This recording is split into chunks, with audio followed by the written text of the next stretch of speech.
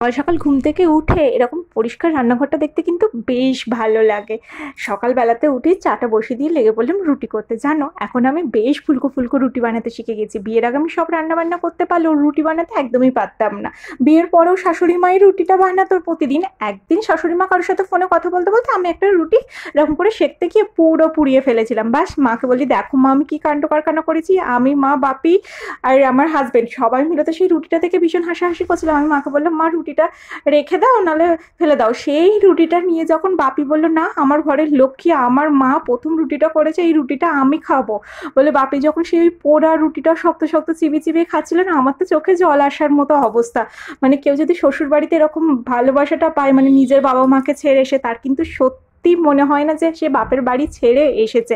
হ্যাঁ, বাপের বাড়িকে সবসময় মনে পড়ে, খুব মিস করি, সেই জায়গাটা তো কোনোদিন কেউ পরিপূরণ করতে পারবে না। তবে শ্বশুর বাড়িতে এতটুকু ভালোবাসা যে সবকিছু ছেড়ে আসে, তার পাওয়া